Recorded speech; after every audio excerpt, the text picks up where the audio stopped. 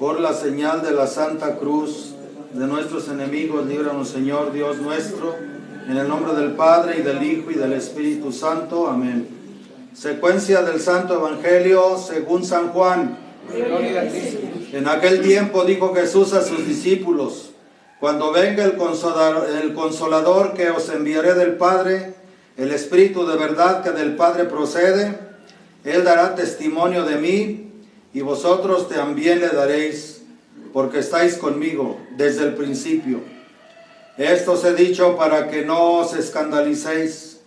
Os expulsarán de las sinagogas, y llega la hora en que cualquiera que os dé muerte pensará hacer un servicio a Dios, y obrarán así por no conocer ni al Padre ni a mí. Esto os digo para que cuando venga la hora os acordéis que ya os lo tenía anunciado. Palabra de Dios. Alabanza a Dios. Por las palabras del Evangelio sean perdonados nuestros pecados. Siéntense.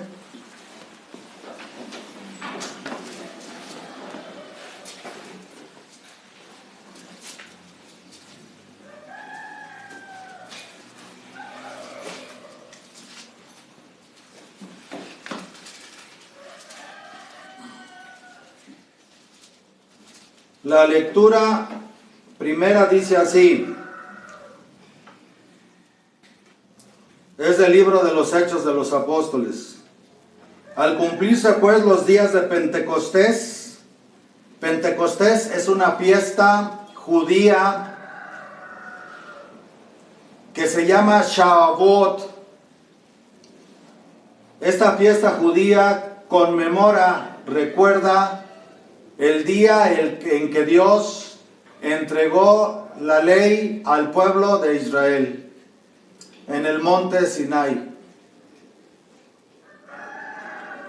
No la primera ley, no las primeras tablas que fueron destruidas, no las primeras tablas que fueron destruidas. Cuando Moisés baja del monte Sinai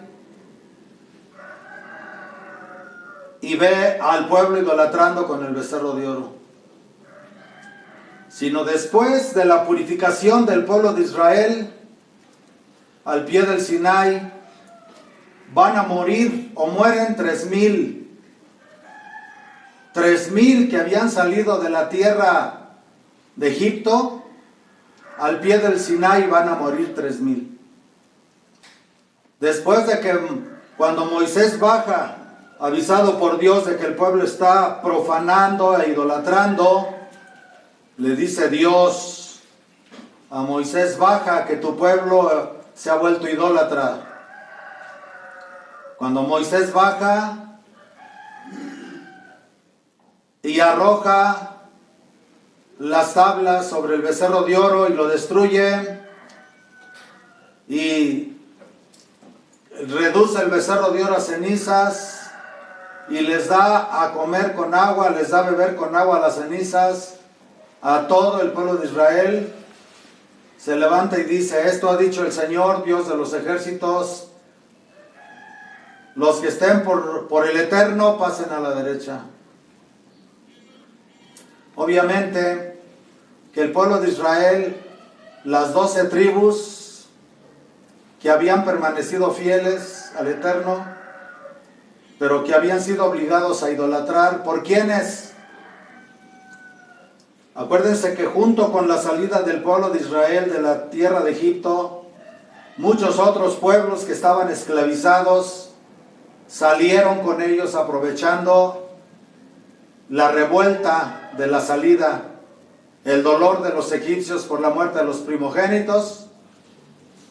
Y estos, que eran de otros pueblos paganos e idólatras, fueron los que rebelaron al pueblo de Israel, obviamente con la ayuda de 3 de los hebreos que se rebelaron contra Moisés. Esto ha dicho el Eterno, dice Moisés: cada uno tome su espada, póngala sobre su muslo y pase sobre el campamento, y sean muertos hombre, mujer y niño de todos aquellos que se negaron a pasar a la derecha es la misericordia, se quedaron en la izquierda, en la severidad. Al pie del Sinaí pues murieron 3,000. El día de Pentecostés que hoy conmemoramos y la iglesia vive, el día de Pentecostés del año en que Jesús murió, no se nos olvide que las fiestas judías hasta el tiempo de Jesús fueron respetadas inclusive por los mismos apóstoles, por el mismo Cristo. Esa fiesta de Pentecostés, Shavuot, de ese año en que Jesús murió, fue cuando el Espíritu Santo desciende sobre los apóstoles en el cenáculo. Ahí estaba la Santísima Virgen María, templo, trono y sagrario de la Beatísima Trinidad. Ahí estaban los 11. Judas había muerto. Ahí estaban las mujeres piadosas y otros discípulos más. En el aposento alto, el segundo piso de la casa de José de Arimatea, que había sido utilizada como el cenáculo para la institución de la Eucaristía, la ceremonia de Pascua, celebrada por nuestro Señor Jesucristo con sus apóstoles. Después del jueves de la Ascensión, el Señor les dijo que regresaran a Jerusalén y durante 10 días estuvieran reunidos en oración, en alabanza, en ayuno, en penitencia, en meditación, para que esperaran la venida del Paráclito, del Espíritu Santo. El Espíritu Santo, pues, llegó 10 días después, que en esa ocasión cayó en domingo, la fiesta de Shavuot, domingo de Pentecostés para la Iglesia Católica actual. Y el Espíritu desciende sobre ellos, como lo voy a seguir leyendo aquí en el libro de los Hechos de los Apóstoles. Los días de Pentecostés estaban todos los discípulos juntos en un mismo lugar, que era el cenáculo. Y vino de pronto un ruido del cielo como de viento, que soplaba impetuoso, que llenó toda la casa en donde estaban. Y se les aparecieron como lenguas de fuego que se repartieron y pusieron sobre cada uno de ellos. Encima, no en la frente, como muchas veces los dibujan. Y quedaron todos llenos del Espíritu Santo.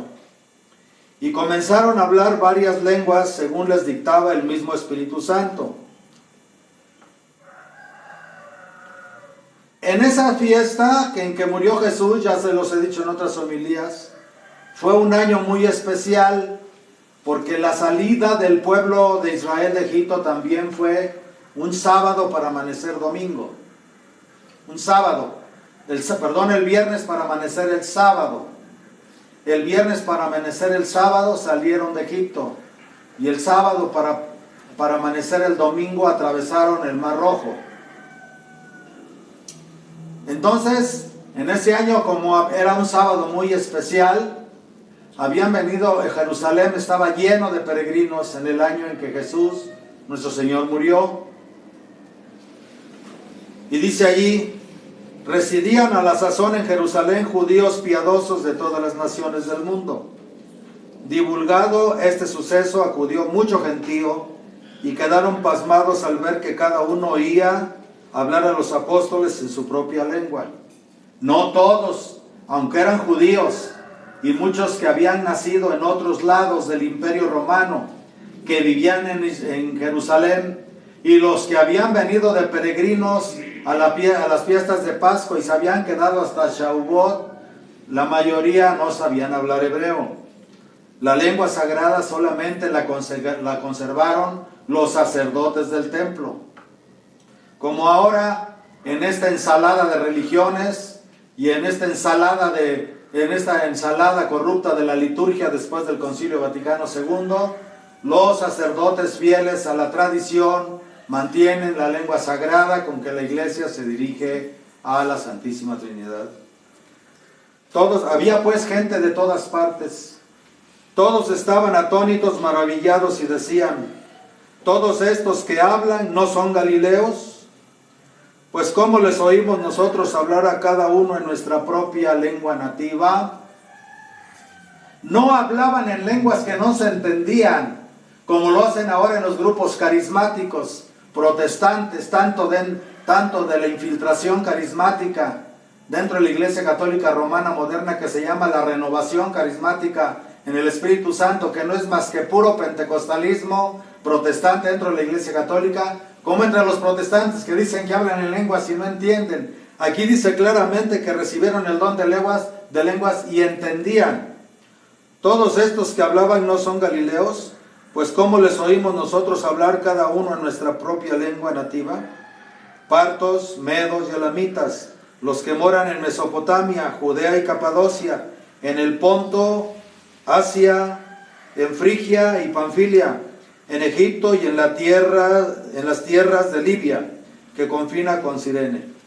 Y los que han venido de Roma, judíos y prosélitos, los cretenses, que eran griegos, los árabes, los oímos hablar en nuestras lenguas las maravillas de Dios. Eso fue lo que pasó el domingo de Pentecostés.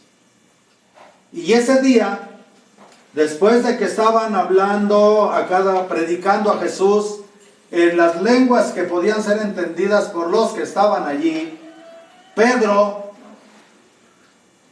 la cabeza de la iglesia, el vicario de Cristo, él estaba hablando de tal manera que cuando él empezó a hablar, según lo que sigue en el libro de los Hechos de los Apóstoles, cuando él empezó a hablar a todos los que estaban congregados alrededor del cenáculo, que eran más de 3,000 personas, Pedro empezó a hablar de tal manera que cada uno, los árabes, los que venían de Roma, los que eran de otros lugares, cada uno lo entendían en su propio idioma.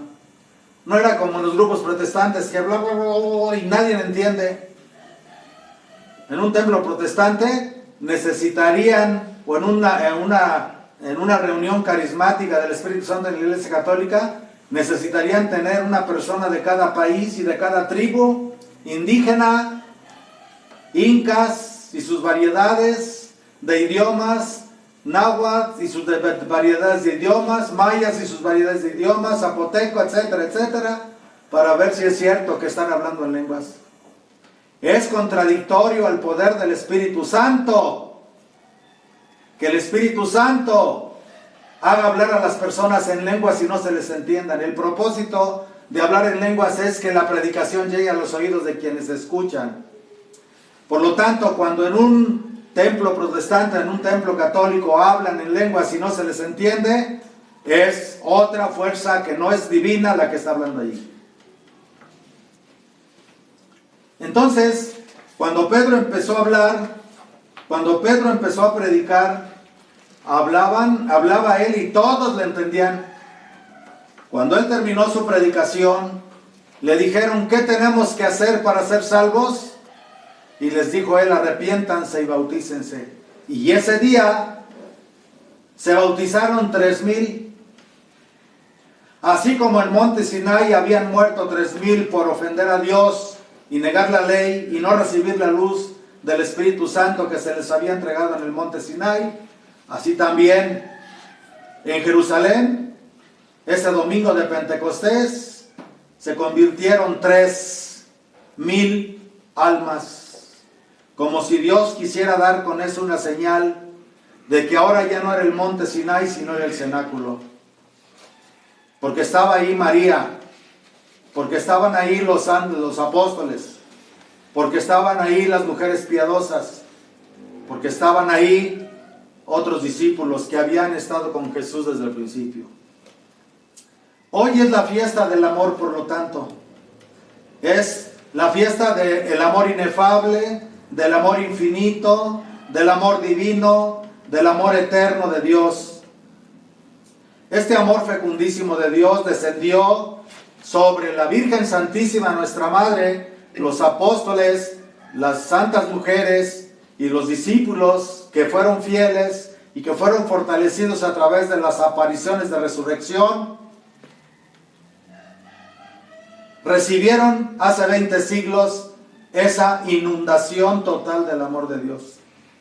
La característica principal que experimenta una persona cuando recibe realmente el Espíritu Santo es un acendramiento, un crecimiento notable en el amor que la persona siente por Dios. Pero ahora en la iglesia, este Pentecostés está ahí, está presente para quienes queramos vivirlos, pero para poder percibir el amor y la gracia de Pentecostés de manera permanente, el cristiano tiene que vivir amando a Dios de noche y de día. En circunstancias faustas, alegres, hermosas, y en circunstancias difíciles, dolorosas. Porque es el amor de Dios lo que nos llena. Los dones son dones de amor. Cuando Dios se da, no tiene otra cosa que darse más que Él mismo. Por eso cuando Él quiso dar la redención al hombre, se dio a sí mismo en la segunda persona de la Santísima Trinidad, que es el Verbo Divino encarnado en nuestro Señor Jesucristo. ¿Pero qué es amar? Amar es poseer y ser poseído. El amor verdadero, el amor pleno, el verdadero amor es poseer y ser poseído. De esta esencia de Dios, que es el amor, que es amor, ahí se fundamentan todas las relaciones humanas en relación al amor. La madre se da en el momento en que la criatura nace. La madre es capaz de darse toda por el hijo, aun si esto es a costa de la vida. Si una madre no tiene la entereza para dar la vida por sus hijos, es que no conoce el amor, es que su corazón está lleno de oscuridad y de tinieblas. Cualquier ser humano que se precie de amar en verdad, se da y permite ser poseído por el amor. Por eso, de ahí nace la fidelidad conyugal. El hombre que ama verdaderamente a su esposa se da, posee a su esposa y se deja poseer por el amor de la esposa. Y por esta razón, el hombre le pertenece plena y totalmente a la mujer, y la mujer le pertenece plena y totalmente al hombre, porque el dar en el verdadero amor es un dar total, es un dar pleno, es un dar absoluto. Quien no se sabe dar de manera plena, total y absoluta, no está con el Espíritu Santo. Aunque todos lo hemos recibido, no en la confirmación. Eso es algo que creen ahora los modernistas, que el Espíritu Santo se recibe en la confirmación. No, señores, el Espíritu Santo se recibe en el bautismo. Y con el Espíritu Santo se reciben los dones. Y con los dones se reciben las virtudes infusas, que también hacen que se enriquezcan las virtudes con la cual Dios ha dotado a cada uno de los nacidos como seres humanos. La falta de este conocimiento y vivencia en la iglesia es lo que causa que desde las jerarquías más altas de la iglesia hasta la vida matrimonial no haya una instrucción y una preparación tan profunda para entender esto. Una madre se sigue dando a sus hijos aún en la hora de la muerte. Un padre, si ama, se sigue dando a sus hijos aún hasta la hora de la muerte. En eso conocemos que el amor humano tiene rasgos, vestigios, señales del amor divino.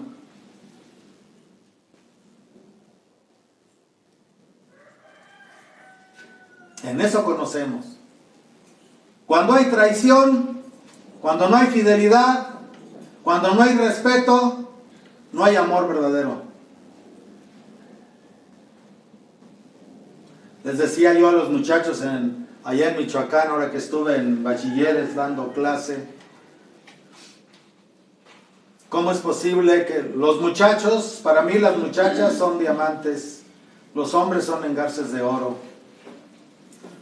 Toda muchacha tiene derecho a un engarce de oro. Todo muchacho tiene derecho a un diamante.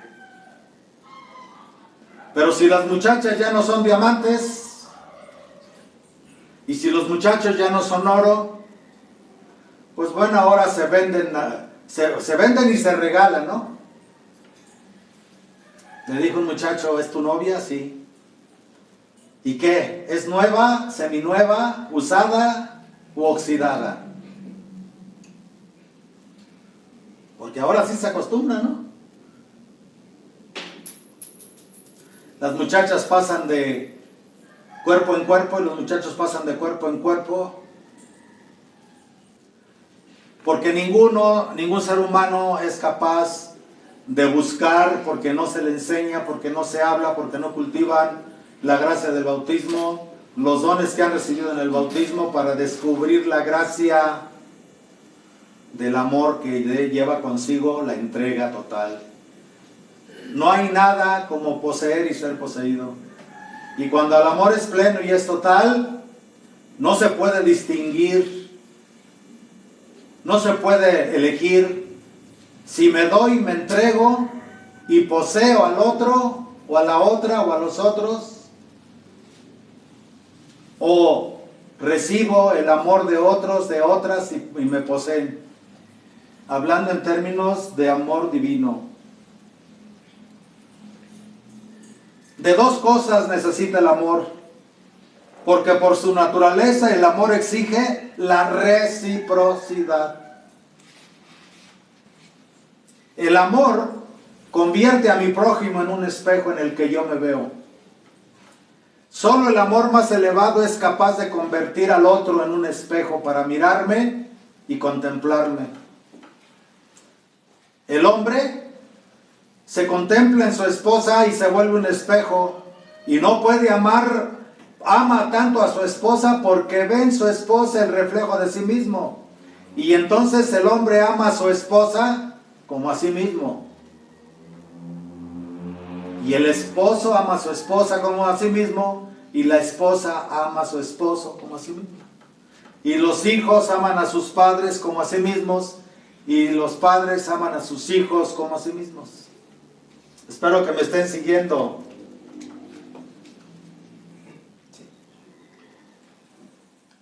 El amor que no es mutuo no es un amor perfecto. No es un amor consumado en la unidad. El amor tiende a consumar a los que se aman en la unidad. Por eso el hombre y la mujer ya no son dos, es uno. En las matemáticas de Dios, 1 más 1 es 1. O 1 más 1 es 3, el Hijo. En las matemáticas de Dios, 1 más 1 no son 2, no existe eso.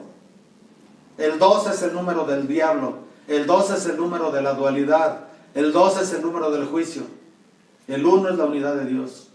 1 más 1, 1. Y se separará el hombre de su padre y de su madre y se juntará con su mujer y los dos serán una sola carne y un solo espíritu. Los hijos deben de ser el reflejo de la unidad de los padres. ¿Y por qué estoy diciendo esto? Porque el amor de Dios que se recibe con el Espíritu Santo, cuando Dios viene como Espíritu Santo, se da a Él. Él es amor, Él es el que se da. Y en el amor humano tenemos que empezar a buscar un poco la semejanza con lo que es el amor de Dios. Aunque el amor humano, sin la gracia de Dios, nunca podrá ser ni alcanzar esos niveles. Por eso, ¿quieres amar? ¿Quieres realmente experimentar el amor? Acércate a Dios. ¿Quieres realmente saber lo que es el amor? Acércate a Dios. ¿Quieres realmente saber lo que es el amor? ven a degustarlo a través de la Sagrada Comunión. Cuando nosotros recibimos la Sagrada Eucaristía en la misa, es lo mismo que cuando el hombre cohabita con su esposa. Jesús quiere estar unido a su esposa. La esposa de Cristo es la Santa Iglesia. Entonces nosotros nos unimos a Jesús en esa comunión, común unión, por amor a través de la Sagrada Eucaristía. Cuando el Espíritu Santo desciende a nosotros, a nuestros corazones, le poseemos y Él nos posee. En estas dos palabras se encuentra expuesto todo el misterio del amor que el Espíritu Santo realiza en nuestras almas. No se puede amar sin darse. Por eso les dijo Jesús, necesito que ya no estén pensando en mi cuerpo físico. Es necesario que yo me vaya al Padre, porque si no, ustedes van a seguir apegados y limitados a este cuerpo. Y yo necesito darles un amor más trascendental, un amor como lo que realmente soy, Dios viviente. Lo que los apóstoles recibieron el día del Espíritu Santo fue, les voy a poner una apariencia, así como cuando se tiene la relación sexual por verdadero amor, en el éxtasis del orgasmo del hombre y de la mujer, viene la entrega total a la pareja. Imagínense eso en un nivel que ni siquiera alcanzamos a comprender. En Dios y con Dios. El amor que la Virgen le tiene a Jesús es infinito. Bueno, infinito porque ya el Espíritu Santo la habita, ¿no? Pero aún a ella le fue aumentado, le fue duplicado, por decirlo así, de una manera total, para hacerla partícipe de la obra redentora de Cristo. A ella, aunque ella nació inmaculada, fue concebida sin pecado, pero a ella se le aplicaron los méritos de la sangre de Cristo por adelantado. A ella también, en cierta forma, aunque fue concebida sin pecado, se le aplicaron los méritos de la redención por adelantado, pero para hacerla partícipe de la acción redentora en toda la iglesia, el Espíritu Santo la hizo partícipe, los llenó de amor. El amor los hizo comprender todo lo que Jesús les había enseñado. Solo cuando amas sabes por qué tienes que perdonar. Solo cuando amas sabes por qué tienes que disciplinar tu vida. Cuando realmente te amas a ti mismo, no te drogas, no te embriagas, no te alcoholizas, no te dañas el cuerpo, no permites que alguien te haga daño, no le haces daño al otro. Cuando amas, más que saber la Biblia de memoria y más que saber la doctrina de memoria, es cuando realmente tienes un amor verdadero por Dios y por ti mismo, y que te amas realmente a ti mismo, no te dañas a ti mismo. Si tú te dejas arrastrar por las cosas del demonio, del mundo y de la carne, no te estás amando a ti mismo. Es una mentira. Como las mujeres que abortan, yo soy la dueña de mi cuerpo, y lo único que producen, se aman tanto las feministas, se aman tanto las abortistas y los abortistas, que se sienten con autoridad sobre su cuerpo, que por eso producen pura muerte, matan a sus criaturas. El amor no es muerte, el amor es vida. Nuestro amor es algo superficial, pero el amor de Dios no es un accidente como nosotros, que necesitamos amar como criaturas. Pues el amor de Dios es sustancial. El amor de Dios es Dios mismo. Eso es lo que en una manera graduada es lo que estás recibiendo con tu inicio en el camino de la iglesia.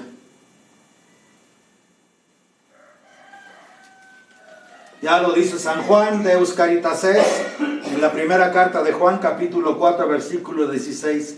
Y cuando Dios ama, se nos da en amor total, y se nos da en su sustancia, conforme a su unidad. Él sí que nos hace el don de sí mismo. Dios se da su esencia, su sustancia. Pero hay en Dios un amor personal, el Espíritu Santo. Y cuando Dios nos ama, nos da su Espíritu. Quien quiera que esté en gracia, porque solo los que están en gracia pueden tener acceso a una experiencia de Dios así. Solo quien está en gracia tiene el Espíritu Santo en su corazón, porque no puede existir la caridad sin el Espíritu Santo. La Escritura dice, la caridad de Dios se ha derramado en nuestros corazones por el Espíritu Santo que se nos dio, pero no es una visita fugaz. Pues nuestro Señor Jesucristo dijo en la última cena, permanecerá en vosotros mi Espíritu. Juan 14, versículo 15. No es por consiguiente la visita del Espíritu Santo una visita pasajera. Fíjense ustedes bien lo que les voy a decir. Todavía en la comunión eucarística, cuando recibimos el cuerpo, la sangre, el alma y la divinidad del Señor Jesucristo, de esta manera que necesitamos recibirlo con su cuerpo, donde Él se encarnó, la visita de Jesús es fugaz, pues solo dura en nosotros el tiempo que duran las sagradas especies. Una vez que las sagradas especies son asimiladas por el cuerpo, queda la gracia, pero la presencia real ya no. La visita del Espíritu Santo es la visita de la divinidad, porque el Espíritu Santo no puede sino estar unido al Padre y al Hijo. Es permanente. Es el dulce huésped del alma, el que tiene su morada en nuestro corazón, su morada permanente. Pero para poder recibir el Espíritu Santo, fíjense bien, si ustedes aspiran a una experiencia de Dios, esto es lo que tienen que hacer. Pero para llamarlo ayúdenle digan, hay una puerta ahí para que no. Pero para llamarlo para llamar a Dios, para llamar al Espíritu Santo, hay que desearlo. Por ahí alguien quería la santidad, quería la iluminación, y fue con su maestro. Maestro, ya dígame qué tengo que hacer para alcanzar la santidad y la iluminación. ¿De veras quieres la santidad y la iluminación? Sí, deme una técnica, un método que sea rápido para alcanzarla. Se lo llevó a un río, se metieron al río, de pronto el maestro lo agarra de los cabellos, lo sumerge en el agua y lo tiene sumergido hasta que está a punto de ahogarse. Y cuando está a punto de ahogarse lo saca y le dice, ¿qué era lo que más deseabas en este momento? Respirar, contesta el discípulo. Pues cuando tú quieras y anheles y desees a Dios y la santidad de Dios, como deseaste respirar ahorita, en ese momento te vas a volver santo. Cuando desees a Dios. Por eso para llamar al Espíritu Santo hay que desearlo, y para desearlo hay que amarlo, y para amarlo hay que conocerlo. Hay que llamarlo con amor, fíjense bien, el amor que necesitamos es el amor verdadero, aquel que nos haga que nos vaciemos de nosotros mismos. Dios no puede ser metido en vasijas sucias. Dios no puede llenar vasijas llenas. Dios no puede llenar vasijas sucias. Dios no puede llenar vasijas limitadas. Dios no puede llenar vasijas que tengan contenido. El amor con el que hay que buscar al Espíritu Santo es un amor que nos haga vaciarnos de nuestro ego, de nuestro orgullo, de nuestra vanidad, de nuestra soberbia, de nuestra propia manera de pensar, de nuestra propia manera de creer, de nuestra propia manera de hacer las cosas. Porque el Espíritu Santo viene a eso, a habitar en nosotros y a enseñarnos cómo hablar como Dios habla, cómo pensar como Dios piensa, cómo sentir como Dios siente, cómo actuar como Dios actúa. A ese nivel nos eleva el Espíritu Santo. Por lo tanto, necesitamos vaciarnos de nosotros mismos, vacíos de nuestro yo, haciéndonos vasijas para recibir todo lo que el Espíritu Santo es verdad, vida, consolación. El Espíritu Santo nos va a dar dos maneras para la santificación. La primera es ayudándonos, impulsándonos y dirigiéndonos, pero de tal manera que nos impulse y nos dirige. El Espíritu Santo quiere lo siguiente, fíjense bien. El Espíritu Santo quiere que nosotros participemos de la obra transformadora que Él va a hacer en nosotros. El Espíritu Santo nos dice, ¿quieres ser santo? Sí, Espíritu Santo, quiero ser santo. Bueno, y el Espíritu Santo nos dice, elige tú la manera de serlo. El Espíritu Santo te dice, eres libre de hablar y de pensar y de sentir como tú sientas y creas que tienes que hacerlo para santificarte.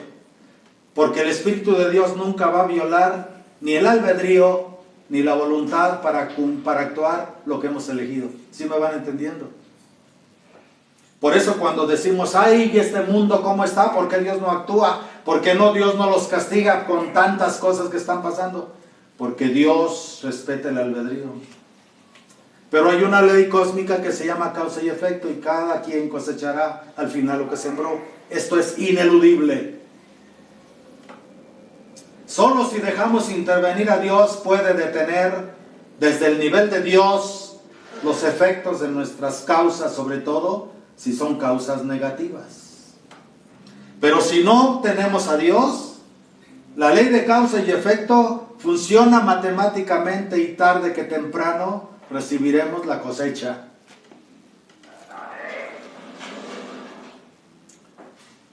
¿No es eso una mayor gloria para nosotros? Que el Espíritu Santo nos permita realizar nuestros propios designios, nuestros propios caminos. ¿Quieres ser médico? Sé médico, pero sé santo. ¿Quieres ser un vendedor de tacos? Sé un vendedor de tacos, pero sé santo. Lo que tú escojas, pero sé santo. Lo que tú escojas, pero sé de un nivel alto. No seas de la mapachada, del vulgar, no seas un buey más de toda la manada, sin ofender a nadie, solo por comparar con ganado. Todos, cuando actuamos como ganado, somos bueyes, borregos, pollos, gatos, animales. Pero Dios nos ha dado inteligencia, sabiduría, un alma, nos ha dado lo más grande que Él nos pudo dar, su propia libertad y su propia capacidad de elección para hacer de nosotros lo que queramos.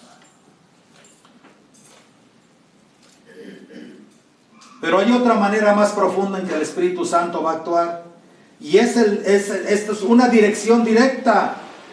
Es una obra que Él va a realizar en nosotros, que va a realizar en nosotros.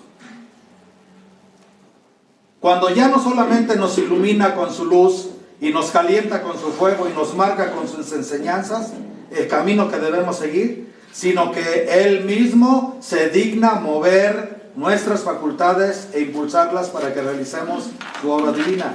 Y aquí va.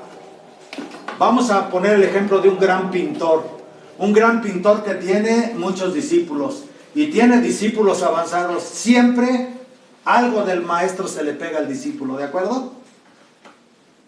Aunque el discípulo al final desarrolla sus propias habilidades, ¿de acuerdo? Pero este pintor decide hacer una obra maestra, una obra grandiosa en la que va a verter toda su creatividad, todas sus ideas hermosas. Un gran pintor famoso. Entonces les ordena a los discípulos que hagan los preparativos para su pintura, que consigan la tela, que preparen los pinceles, inclusive que armen el bastidor, los tamaños. Los ha enseñado. Pero les permite que pongan sus propios logros, sus propios aprendizajes, la sabiduría que han encontrado en su propio camino. Háganlo bien. Yo quiero hacer una obra de arte.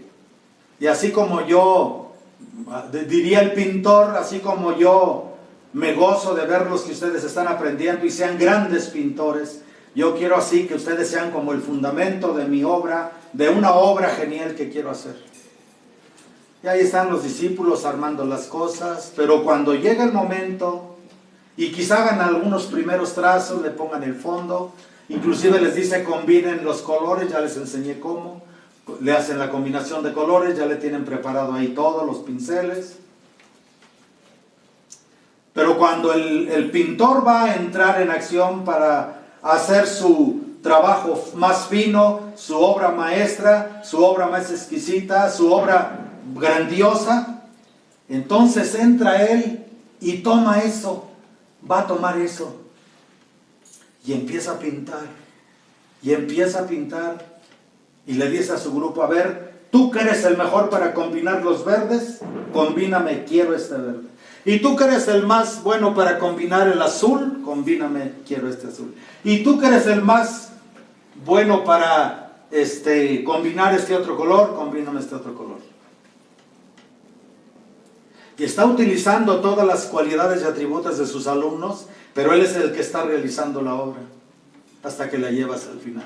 Así también nosotros,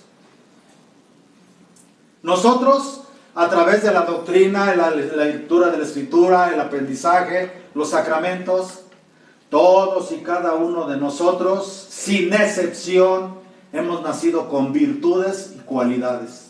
Todos. Aquí no hay uno de ustedes que no tenga virtudes y cualidades. Y los que ustedes llaman defectos, limitaciones, imperfecciones, no son más que cualidades que por flojos no han querido trabajar. Contra soberbia, humildad.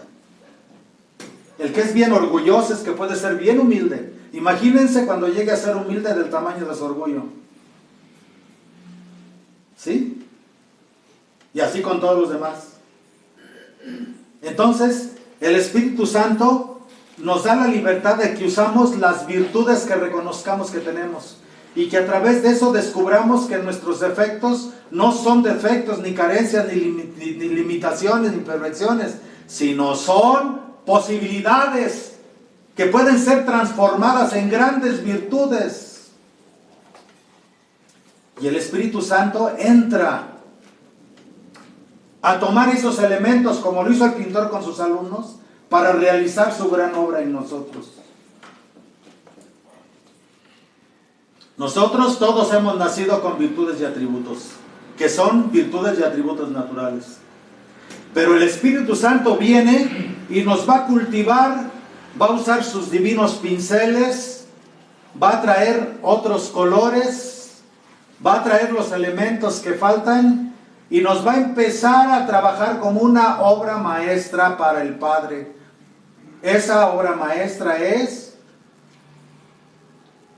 transformarnos en la imagen de Jesús. No nos va a transformar en la imagen de Adán, el primero que cayó. Ni siquiera en la imagen de Adán después de que se arrepintió, o de Eva después de que se arrepintió, sino nos va a hacer en nosotros la obra maestra de hacer de nosotros otros Jesús. De ese tamaño es la obra del Espíritu Santo en la iglesia y en las almas y en nuestros corazones. Es hacer en nosotros otra obra maestra que es Jesús. Y viene con sus divinos, viene con los dones del Espíritu Santo, viene con sus dones para hacer de nosotros ese trabajo que es detalladísimo, maravillosísimo, perfectísimo.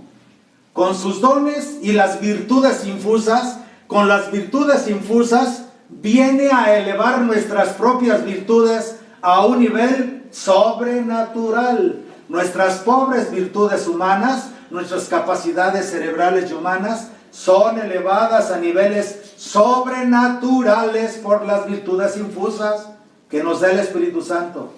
Esas virtudes infusas emanan de los dones, y los dones del Espíritu Santo van a usar las virtudes infusas como un ejército, como el Espíritu Santo es el gran pintor, los dones serían sus manos y las virtudes infusas serían las pinturas que usa para elevar nuestro propio trabajo personal. Así el Espíritu Santo va a realizar en nosotros su obra maestra y divina, que es la imagen de Jesús que va a trazar en nuestros corazones, la imagen que necesitamos llevar para penetrar en las moradas eternas. Todo lo que no se parezca al Hijo no puede entrar al cielo.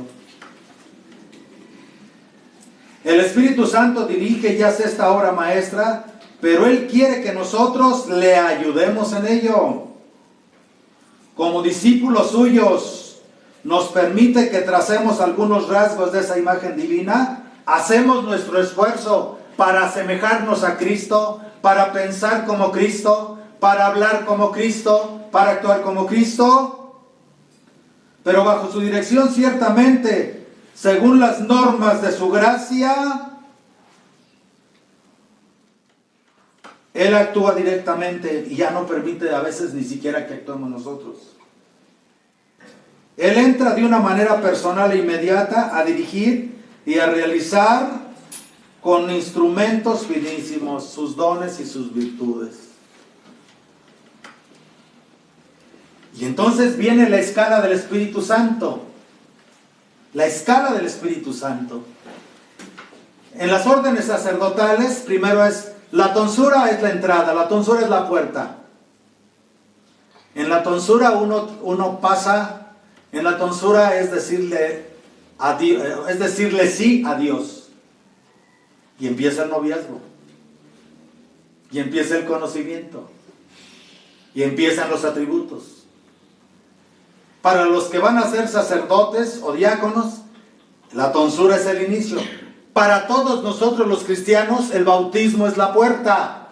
Pero no nada más la puerta, porque allí el Espíritu Santo se nos da, y se nos da con sus 7 dones, y se nos da con todas las virtudes infusas, y es a nosotros a los que nos corresponde como iglesia trabajar y desarrollar, desenvolver esos dones y esas virtudes.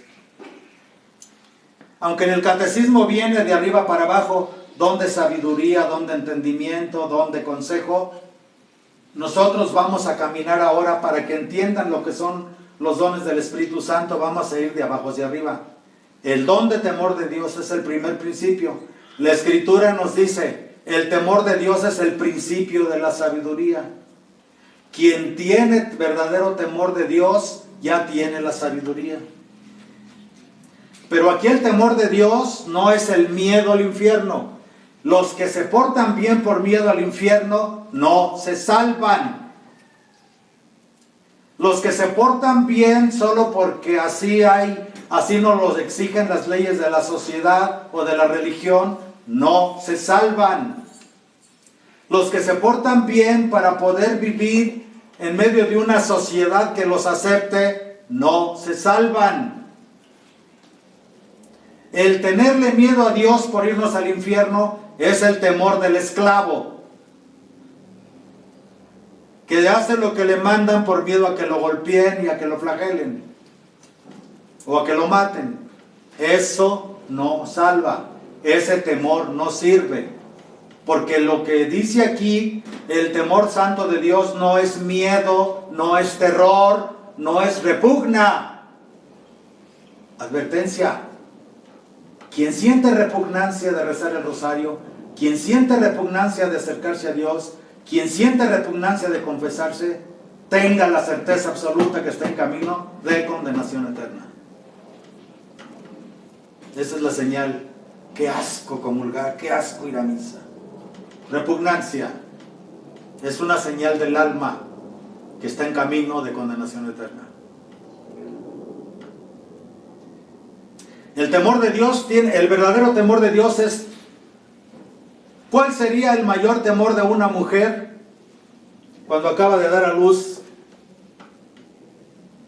respecto de su hijo? ¿Cuál sería el mayor temor? Perderlo. Perderlo, ¿no?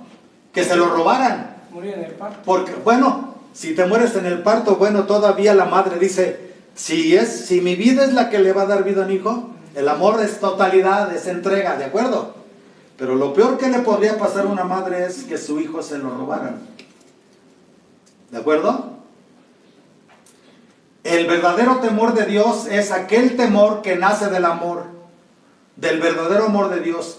Tengo miedo de perder a Dios. Porque una cosa es tengo miedo de perder mi salvación eterna. Muchos católicos y sacerdotes actuamos a veces así, solo por pasarle el examen, por irnos al cielo, por miedo al infierno, por no tener el sufrimiento de las llamas del infierno. No. El verdadero temor de Dios es aquel que nos da el sentir miedo a perder el amor del amado. Así sería, por ejemplo, en una pareja de novios bien enamorados. Su verdadero miedo sería que el otro la dejara de amar, ¿verdad? O que la otra lo dejara de amar. Y quizá no tanto que se vaya, a lo mejor si se va y se va amándola, pues no, se fue, pero se fue queriéndome, ¿no? Pero el mayor dolor sería que la persona siguiera ahí y ya no me amara. Y ya no pudiera yo tener, viéndola, una conexión. El temor de Dios, pues, nace de las entrañas del amor verdadero. Es un temor filial, perfecto y amoroso.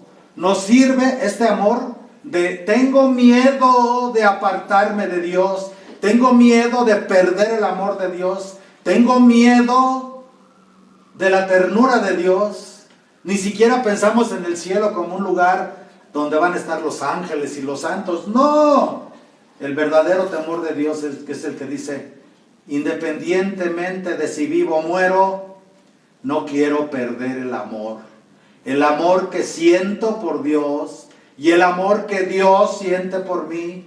Porque acuérdense que amar es poseer y ser poseído. Cuando verdaderamente amamos a Dios, lo poseemos y sentimos su amor como nos posee.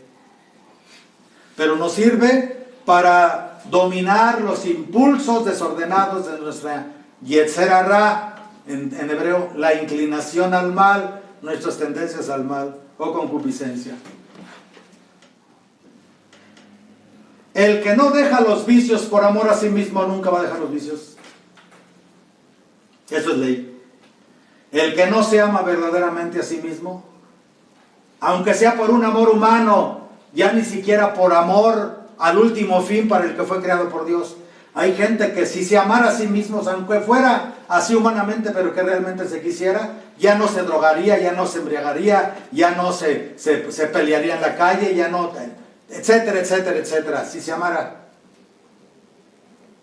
Pero imagínense amarse a sí mismo y dejar todo lo que nos lleva al dolor y al sufrimiento y al pecado por amor a nosotros mismos. Pero imagínense amarnos por el amor que nos lleva al último fin, que es vivir con el amado toda la eternidad. ¿Dónde temor de Dios? ¿Dónde fortaleza? Cuando empezamos a trabajar el temor de Dios en nosotros, nosotros tenemos que trabajar el don no lo da el Espíritu Santo. Pues nosotros lo tenemos que cultivar, que desarrollar, que vivir. Viene el don de fortaleza. El don de fortaleza viene a fortalecernos de tal manera que podamos enfrentar todos los peligros y todas las circunstancias que se van a presentar para acrecentar ese temor de Dios que nace del amor. Es muy conveniente aumentar el temor de perder el amor de Dios. Entre más nos esforcemos por cultivar este don, de que seamos profundamente temerosos, verdaderamente, grandiosamente temerosos de perder a Dios, de perder su amor, de perder su ternura, de perder su gracia, de perder su luz. Ese temor sí hay que cultivarlo. Y para eso, cuando hacemos eso, vienen las pruebas, vienen las acechanzas, viene el resurgir de nuestras antiguas costumbres, de nuestros hábitos pecaminosos que hemos desarrollado a sabiendas o por ignorancia a lo largo de nuestra vida. Estamos amañados, Estamos bien amaestraditos del demonio, del mundo y de la carne. El don de fortaleza nos mueve a que podamos superar todas las dificultades, que podamos eludir todos los peligros, que podamos tener nuestra alma llena de confianza hasta que lleguemos a decir como San Pablo, todo lo puedo en aquel que me conforta. Ahora le cambiaron, todo lo puedo en Cristo que me fortalece. La Biblia en esa carta no dice Cristo, dice en aquel, porque se está refiriendo al Espíritu Santo, no a Jesucristo. Todo lo puedo en aquel que me conforta. El don de fortaleza va más allá de las fuerzas humanas y de las fuerzas angélicas. El que cultiva el don de fortaleza llega a tener la fuerza de Dios. ¿Sabían ustedes que cuando invocamos al amadísimo Arcángel San Miguel, ya está viniendo en cierta forma el Espíritu Santo a través de Miguel como fuerza de Dios? Aunque la fuerza de Dios es Gabriel, porque Gabriel significa fuerza de Dios. Entonces el don de fortaleza nos da la fuerza de Dios. Vayan a ver una película que aquí está en el cine, está estrenándose. Se llama Mirando al cielo. Es la vida de este niño mártir de allá de Zaguayo, Michoacán. Vayan a ver. Creo que los va a edificar mucho. Vayan a ver, está preciosa, hermosísima. Vayan a verla, se los aconsejo. Esa fuerza de Dios es la fuerza que ha hecho que los mártires puedan dar su vida por Cristo. Es lo que ha hecho que los santos digan, antes morir que pecar. Es la fuerza que hizo gritar a los mártires cristeros, ¡viva Cristo Rey y Santa María de Guadalupe! Y los balaceaban. A ese niño le quitaron la piel de la planta de los pies antes de matarlo al día siguiente. No fue el único, ¿no? Al padre José Pérez del Cacalote, franciscano de 22 años de edad, a ese padre le rasparon, le quitaron la piel de las plantas de los pies y lo hicieron caminar 1 kilómetro por las piedras de la vía del tren antes de matarlo. Y a todos les dio la absolución y los bendigo antes de morir. Esa es la fortaleza que Dios da. Esa es la fortaleza que como virtud humana tienen las madres para aguantar los dolores del parto.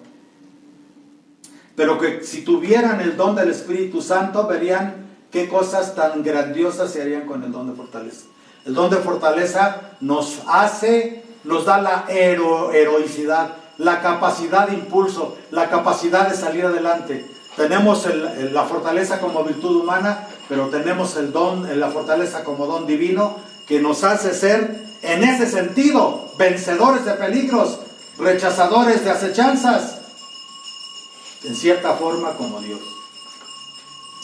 El don de piedad. La gente tiene la idea de que piedad, ay, que qué piadoso es, reza el Santo Rosario, va y comulga, va a misa. Ay, qué piadoso, mira cómo reza, con qué devoción reza, qué piadoso es. Así es una parte de la piedad, pero es la más pequeña.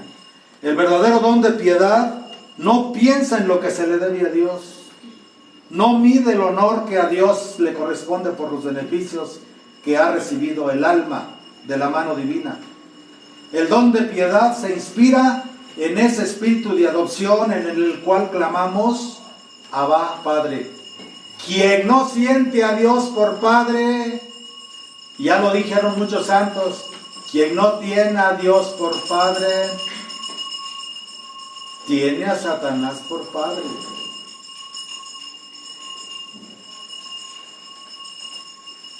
Entonces, cuando realmente amamos a Dios como Padre, estamos recibiendo el don de piedad. El don de piedad desarrolla en nosotros y en nuestros corazones ese afecto filial de Dios. El don de piedad es para que cada día más nos sintamos más y más y más hijos de Dios. Y algunos dirán, oiga Padre, ¿y si me llego a sentir hijo de Dios como Jesucristo? Bendito seas si llegas a sentirte hijo de Dios como Jesucristo. Eso es lo que Jesucristo quiere. Porque el que cree en mí, a los milagros que yo hago los hará, y aún mayores. Y en verdad os digo que cuando pidáis en mi nombre, no os digo yo que yo intercederé por vosotros, porque el Padre os ama. El don de piedad nos va a llevar a que cada día nos sintamos más y más hijos de Dios, con las debidas consecuencias.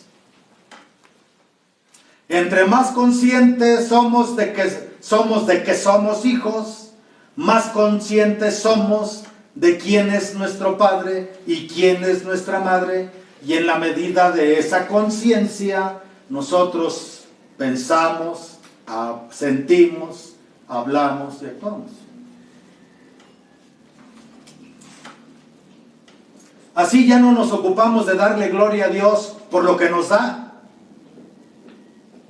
sino le damos gloria a Dios como aquello que está en el Apocalipsis 11:17, que dice así: te damos gracias, Señor eterno, omnipotente, que eres, que has sido y que vendrás, porque usaste de tu fuerza poderosísima y reinaste.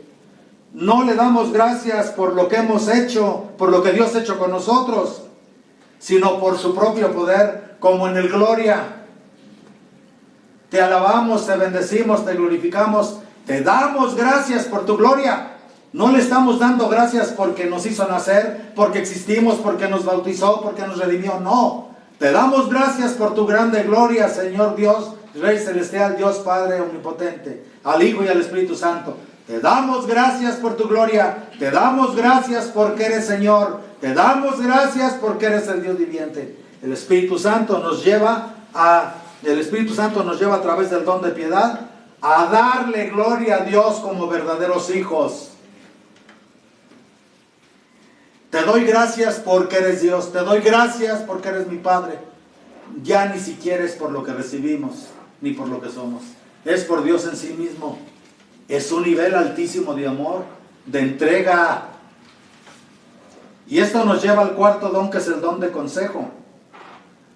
Dios no falta en lo necesario, ni sobra ni abunda ni sobra en lo superfluo, porque todas las cosas las ha hecho con número, peso y medida. Ya los seres creados tienen per se todo lo que necesitan para llegar a cumplir el último fin para el que el Eterno nos ha creado. Cada animal, cada planta, cada ser humano tiene, cada uno de nosotros tiene per se lo que necesita. Si lo llegamos a descubrir o no, piénsenlo, amados hermanos.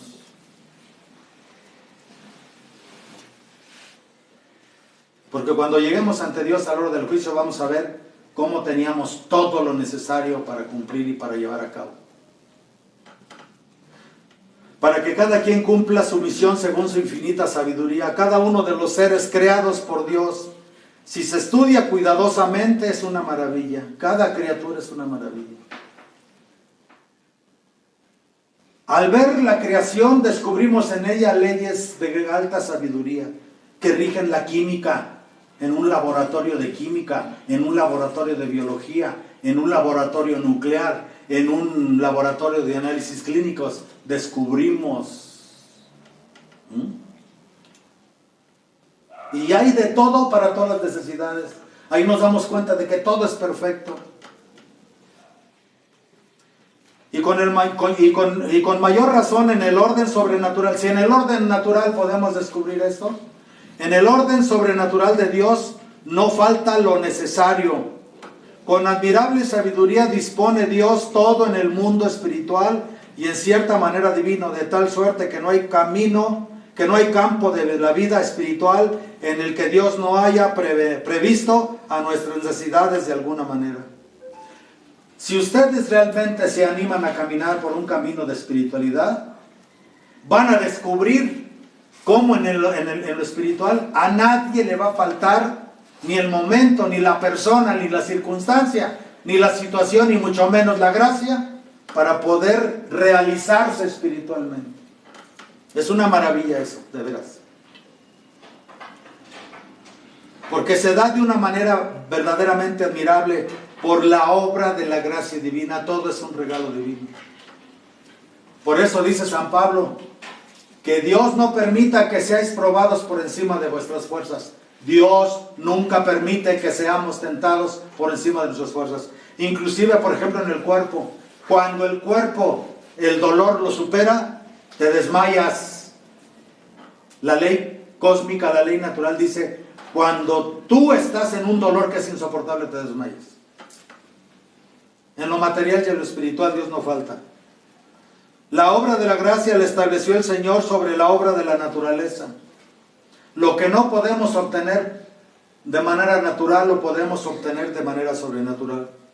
De tal suerte que entre las cosas de un orden y las de otro hay unas maravillosas paralelismos, coincidencias y unificaciones. Como es arriba es abajo, como es adentro es afuera. El don de consejo viene en auxilio de la razón. El don de consejo va a enriquecer nuestra capacidad de razonar y de lógica para poder razonar y hacer lógica con las cosas normales de la naturaleza, en el orden natural, pero también en el orden sobrenatural. Para elevarla al orden sobrenatural, enriquece la prudencia y otras virtudes, en el caso del don de consejo, como lo hacen los otros dones con otras virtudes. El don de consejo nos da el poder de discernir tanto en el orden natural de las cosas como en el sobrenatural. Nos da el discernimiento para poder hacer nuestra elección por albedrío y luego actuar lo que hemos elegido por la voluntad. El don de ciencia, que es el quinto. Iluminados por el don de ciencia, no tenemos esos conocimientos que alcanzamos por las ciencias humanas. El don de ciencia nos va a llevar más allá, más elevados de las ciencias humanas, cualquiera que ésta sea, y en cualquier ámbito que ésta sea. El don de ciencia no es discursivo, no es como el que tiene una sustancia en un análisis y a través de la razón y la lógica empieza, a través del descubrimiento de las leyes naturales, a llevar una secuencia y un orden de causas y de efectos. No, el don de ciencia nos lleva más allá. El don de ciencia, ¿saben qué es lo que nos da? La intuición. Hay personas que nacen con una intuición muy elevada, pero no hay nada ni nadie que no pueda desarrollar el don de la intuición profunda y sobre todo espiritual si se tiene el don de ciencia. Porque como don el Espíritu Santo tiene un modo divino y en aquella intuición se ven los enlaces misteriosos que ligan entre sí a las criaturas y sobre todo el grande y trascendental enlace que tienen las criaturas con Dios. El don de ciencia nos da la intuición para encontrar la razón de por qué la criatura es así, de que por qué la criatura está acá. Judas se condenó porque se suicidó, porque pensó que su pecado era más grande que la misericordia de Dios, no por la traición. Estaba escrito que le iban a hacer para traicionarlo. Si no hubiera un Judas, no hubiera habido una redención. Dios nunca elige para condenar a nadie. Pero ¿qué haces con esa elección? Si Judas se hubiera arrepentido, se hubiera dado cuenta que era un gran hombre, que era una gran alma, que fue escogido por Dios para que cumpliera con esa responsabilidad que los otros apóstoles no hubieran podido cumplir. No lo pudieron cumplir. Solo él lo podía cumplir. Pero el problema no es la traición, el problema fue el suicidio. ¿Entienden? Por eso no hay nadie que no pueda alcanzar la luz. El don de ciencia nos va a hacer ver más allá de las razones humanas. Las ciencias humanas le dan a cada cosa su propio nombre. Nos dicen cuál es su naturaleza íntima, sus propiedades, las leyes que lo rigen. El don de ciencia considera a las criaturas a la manera de reflejos de la bondad divina. La ciencia no nos mira como objetos ni como razas. Reino mineral, reino vegetal, reino animal, reino humano, reino angélico. El don de ciencia no nos ve así. El don de ciencia nos ve como una manifestación de Dios a cada criatura. Todo está expresando a Dios. Por eso el cielo y la tierra y todas las criaturas cantan tu gloria, oh Eterno, nos dice la Sagrada Escritura. Y al mismo tiempo nos da los medios adecuadísimos para que vayamos a Dios como escalas luminosas. Nosotros podemos usar a la creación como escaleras para llegar a Dios. Así como Martín de Porres sentía a Dios a través de los animales, así como San Francisco de Asís encontró a Dios en el hermano lobo, en la hermana agua, en la hermana tierra, en el hermano aire. Pásale papel porque a lo mejor no tiene papel. Ahí te van a dar papel. Las criaturas consideradas así en sus íntimas relaciones con Dios tiene dos caracteres clarísimos. Uno, su vanidad, y otro, el vestigio. Hay un dicho que dice, mayor sum et ad maiorem natus. Yo soy mayor y para lo grande nacido. Aquí lo importante es ver que vemos a las criaturas como vanidad. ¿Qué puedo usar de las criaturas? ¿Para qué me sirven las criaturas? ¿Para qué me sirve una casa? ¿Para qué me sirve el dinero? ¿Para qué me sirve el poder político? ¿Para qué me sirve la fama? ¿Para qué me sirve la gloria humana? Eso es vanidad. Pero nada de eso es capaz de llenar el corazón del hombre. El corazón del hombre fue hecho solo para Dios. Y como decía San Agustín, mi corazón no descansa hasta que descanse en ti. Nada hay. Ya tienen una carrera, ya quizá tengan una pareja, quizá ya tengan una familia, quizá ya tengan una casa, pero les aseguro que los momentos de seriedad ante ustedes mismos y para ustedes mismos, cuando se ven a sí mismos y se contemplan desde la verdad, van a ver que en su corazón hay algo que no ha podido ser llenado por nada ni por nadie. No hay ninguna criatura que pueda llenar el corazón del hombre. Solo quien lo crió, solo porque el corazón del hombre fue hecho para que fuera templo vivo de Dios. Y eso no lo da el don de ciencia. ¿Qué es la ciencia de Dios? La ciencia de poder entender cómo me conecto con las otras criaturas en orden a mi último fin. ¿Cuántas gentes a la hora que se están muriendo? Yo se los digo, no sé si a mí ya me ha tocado muchas veces. Y cuando te estás muriendo, te das cuenta de cuántas cosas hiciste que no tienen valor en esta vida. Que las hiciste por lujo, las hiciste por orgullo, las hiciste para poseer a las personas, las cosas, los lugares, la fama, el poder, el que se hablara bien de ti.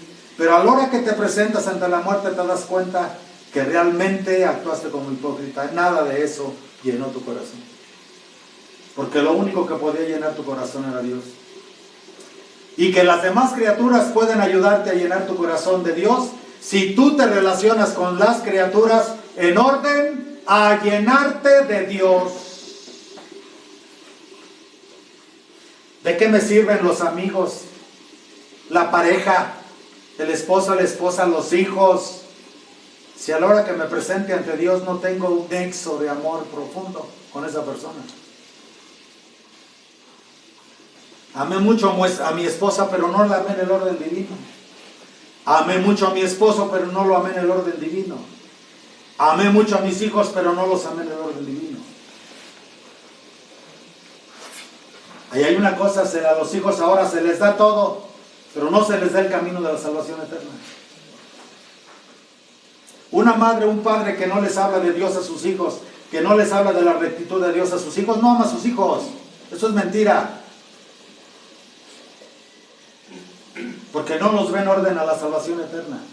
Los quieres ver bien aquí, pero no los quieres ver bien en donde realmente van a tener eternidad.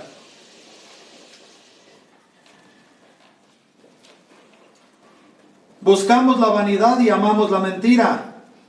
Amamos el placer que nos envilece, el honor que nos embriaga, los bienes materiales que nos encadenan.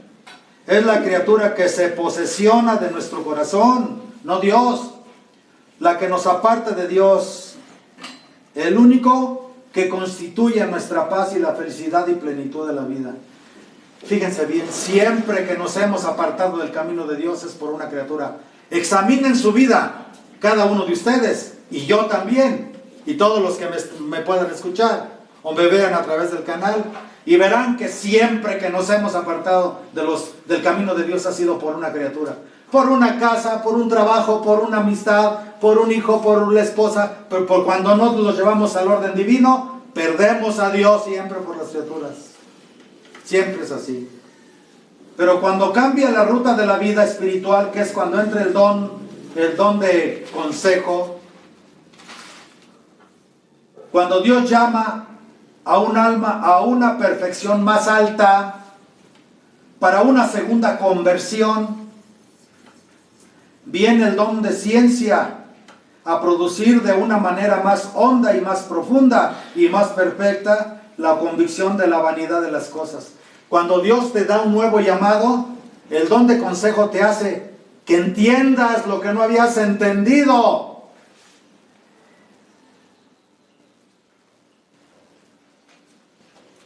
El don de entendimiento, que es el sexto, hay palabras felices que expresan con admirable acierto lo que significan, que son, si no la definición de la cosa significada, por lo menos la expresión exacta.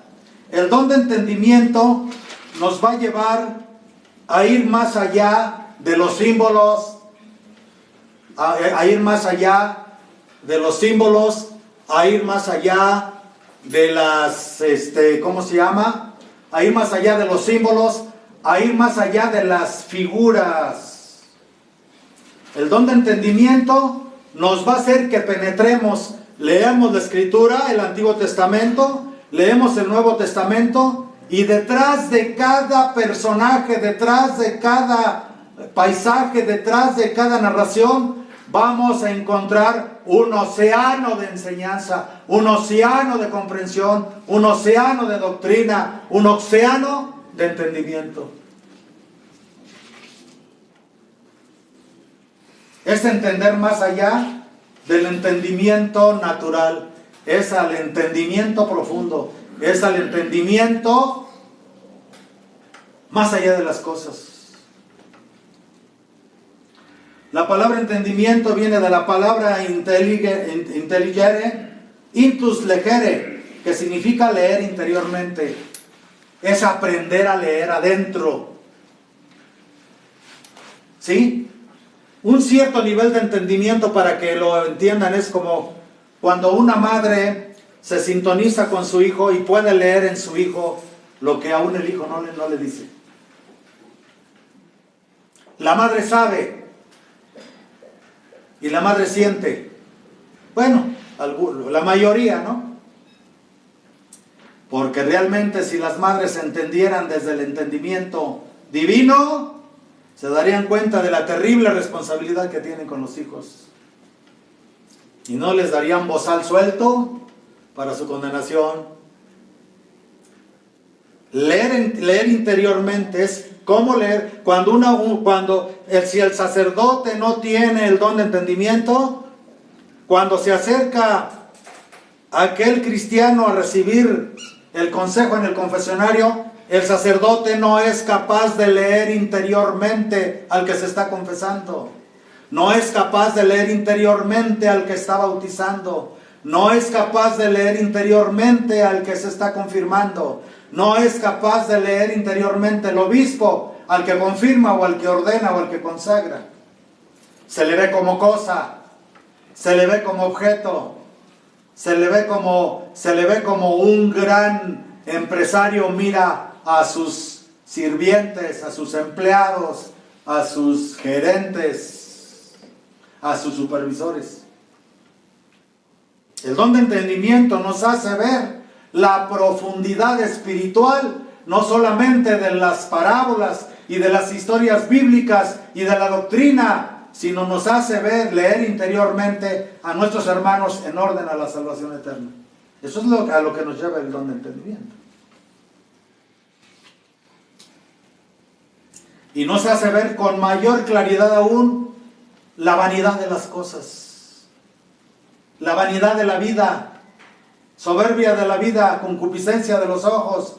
Dice la Escritura, concupiscencia de los ojos, concupiscencia de la carne, soberbia de la vida.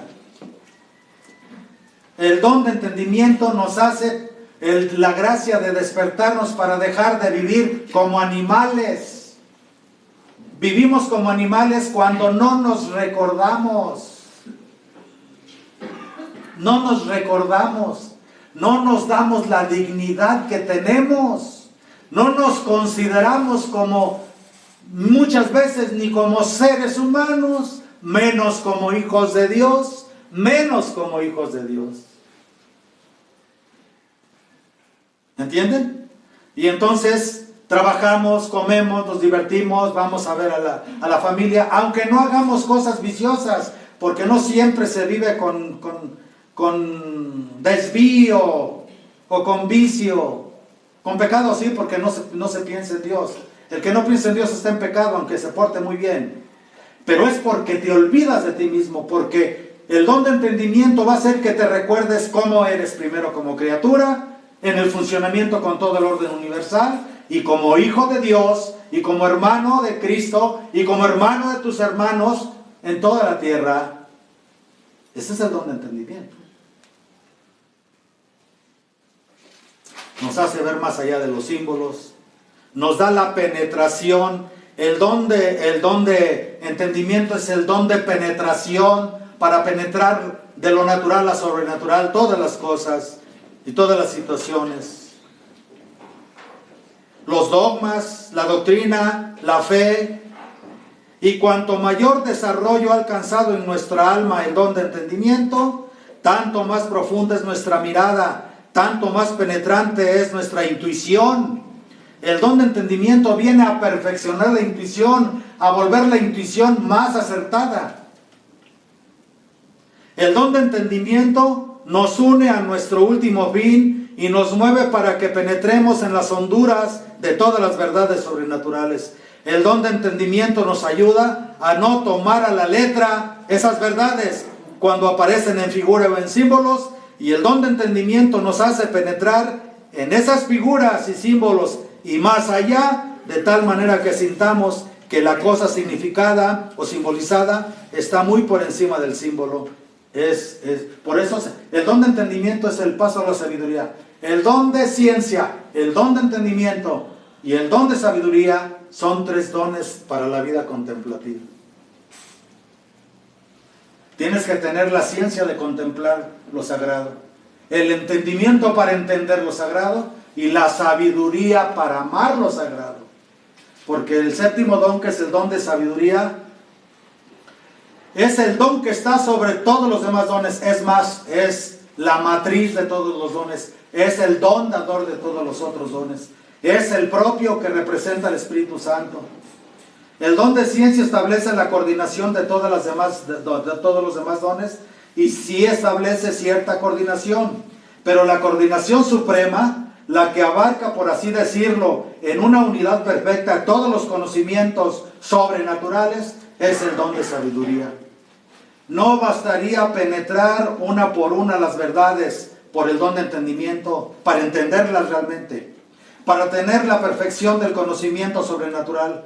Es preciso que se vean los enlaces que unen entre sí a las criaturas y a las criaturas con Dios. Es indispensable que todos los conocimientos sobrenaturales que poseemos formen también una coordinación, un sistema y un enfoque. Y en el orden sobrenatural de los dones, el don de sabiduría abarca todos los conocimientos, todos los entendimientos sobrenaturales, y los coordina en la causa suprema que es Dios, en el principio altísimo que es Dios. Este don es el don supremo de todos los dones. El don de sabiduría lo abarca todo. Pero en estos vastos conocimientos, El don de sabiduría nos va a llevar a amarlo. En cierto modo, los que se aman están el uno en el otro. El don de sabiduría nos va a hacer que amemos para darnos, en lo que habría al principio, ya para terminar, en el poseer y en el ser poseídos, pero estar en el uno en el otro. El verdadero amor y la verdadera sabiduría es cuando yo como obispo voy a ordenar un sacerdote y tengo bien activo y bien cultivado el don de sabiduría que recibí en el bautismo y que se me actualizó y se me activó más a través de los 7 niveles del sacerdocio, que son hostiariado, lectorado, exorcistado, acolitado, subdiaconado, diaconado y presbiterado. En estos 7 niveles que corresponden a los 7 dones del Espíritu Santo, si yo como obispo voy a ordenar un sacerdote, tengo que sentir, tengo que leer, tengo que por amor estar en el otro, porque lo que le estoy dando ahorita a él como clérigo me lo estoy dando a mí mismo. Lo que les doy a ustedes como mis hermanos y feligreses de la iglesia, aunque ustedes no vengan conmigo, aunque hasta ahora a muchos los conozco, me lo estoy dando a mí mismo, ¿me entienden? Ama a tu prójimo como a ti mismo. Ese es el don de sabiduría. El don de sabiduría nos da la capacidad no solo de empalmarnos con el prójimo, no solo de empalmarnos con las situaciones, no solo de empalmarnos con los tiempos, los espacios y los momentos, sino de empalmarnos con el otro. Ah, no, yo no me empalmo con ese porque es homosexual. No tienes el don de sabiduría. Eres puro tarugo. Con aquella otra porque es prostituta, porque es drogadicto, porque es ratero, porque es narcotraficante. No te empalmas. No tienes el don de sabiduría. Y si no tienes ese don, no tienes cómo sacar de las fuentes de tu conocimiento la metodología o la manera de llegarle a esas almas y hablarles para traerlas al camino de Dios. Porque te tienes que empalmar, en cierta forma tienes que sentir, en cierta forma tienes que experimentar para que puedas comprender en qué situación viene tu hermano y semejante a buscarte. Un sacerdote que no se empalma con los que vienen a confesarse no tiene el don de sabiduría. Una madre que no se empalma con sus hijos no tiene el don de sabiduría. Los esposos cuando no se empalman entre sí a nivel de entendimiento no tienen don de sabiduría. Ese es el don de sabiduría. Es el más alto, envuelve todo. Nos hace tener un verdadero temor de Dios, nos da una verdadera fortaleza, nos da un verdadero consejo, nos da una verdadera ciencia, nos da una verdadera piedad, nos da un verdadero entendimiento, y eso es la totalidad de la sabiduría. A eso es a lo que nos pide Jesús aspirar. Y si no aspiran a esto, amados hermanos, no aspiramos a Dios, que es amor. Porque esto es lo que nos da Dios a través de su Divino Espíritu. ¿Verdad? Para que se cumpla, como está en el libro de Isaías, de la raíz de Jesé saldrá una vara, nacerá una flor, y sobre esa flor descansará el Espíritu de Dios, el Espíritu de sabiduría y de entendimiento, el Espíritu de consejo y de fortaleza, el Espíritu de ciencia y de piedad, y lo rellenará del Espíritu del santo temor de Dios. Y esta forma en que yo les hablo, se la debo a la Santísima Virgen María, en especial en su advocación, María del Rosario, Madre de Dios y abogada de pecadores. Yo me acuerdo cuando yo me consagré allá, a ella, cuando me consagré, cuando me recibí de varón, en la oración que mamá Salomé leyó el día que yo me consagré, fiesta de Cristo Rey, en la misa de Cristo Rey a las 10 de la mañana, la misa de Cristo Rey con el Santísimo expuesto, que la Virgen me mandó decir que yo no hiciera mi voto como varón del papelito que usaban todos, sino que yo escribiera mis propios votos, o como diría el padre Nabor, ahórcate tú mismo. Me acuerdo que cuando mamá Salomé entró al convento y leyó la oración que la Virgen había rezado durante el ofertorio, mientras el padre hacía el ofertorio, padre Nabor, y Padre Celestial, te pido te doy gracias porque me has permitido sacar a este gran pecador de los lodos y de los lagos del mundo. Pero te pido que me concedas para él que llegue a ser apóstol. Para mí en aquel tiempo ser apóstol era ser obispo. Y que le concedas sabiduría. Cuando ya me dieron el nombre de Pedro, después de que a mí me dio el nombre de Pedro apóstol, fui el primer Pedro apóstol, hay un mensaje allí en los mensajes donde la Virgen dice, y te pido la sabiduría divina para Pedro. Esto que yo hablo, esta forma de hablar y de enseñar, tengo que darle gracias a Dios, glorificar al Padre, al Hijo y al Espíritu Santo, porque gracias a la intervención de mi Madre Santísima, María del Rosario, Madre de Dios y abogada de pecadores, yo puedo hablar así, yo puedo enseñar así, yo puedo entender así. Y los invito a que se arrojen con fe en estos caminos de Dios. Hoy es el domingo de Pentecostés.